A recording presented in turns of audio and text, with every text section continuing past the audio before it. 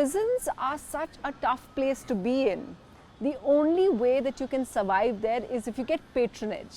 And I think one of the things that we've learned by studying or interviewing people that I've spoken with inside is that people buy patronage by being nice to the dadas of prison.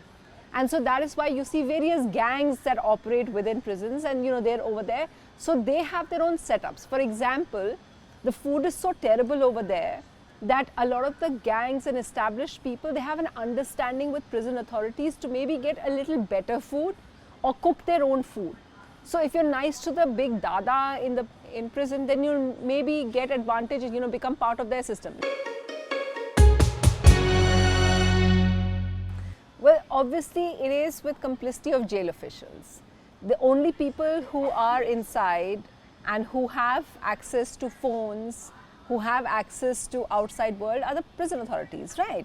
And so, of course, they're all, and we know that prison officials are people who have a very modest, perhaps inadequate income.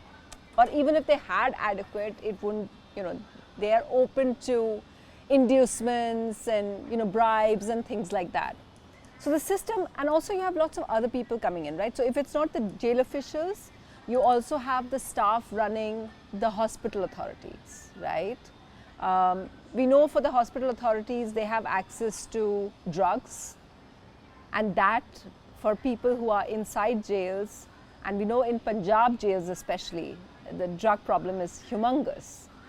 And so a lot of these people are open to corruption in that way, right? It could be threats, or it could be inducements, bribes, and so that's how it is. And of course, when you read through jail reports and things like that, you know that there are established systems.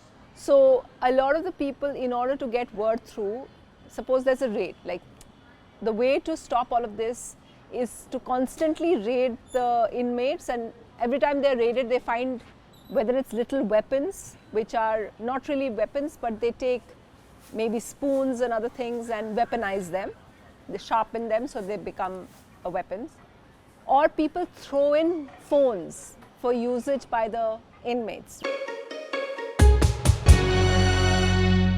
No, it's actually, if we didn't know about and we hadn't seen instances of it, we won't think it's true at all, right? We won't think that it's impossible to order a hit from there. But we know that this is true because we've seen people, the phones being confiscated. So phones inside jails do happen. You can get anything from an iPhone to a designer pair of shoes. It just depends how much you're willing to pay. There's a premium of that jail tax you pay, and then you can get anything. And in a way, the law supports it as well. Because if you look through the jail manual, it says if you're under trial, which means you're presumed innocent, you're legally allowed to maintain your lifestyle which you've had outside, right? This is something that the law says. The only thing is the jailer or the superintendent of police becomes the boss and what he allows. So with lots of influential people, they turn a blind eye. And maybe, obviously, Lawrence Bishnoi and his gang, they are influential. And now there's a lot of scrutiny, but how is it that he always gives interviews, right?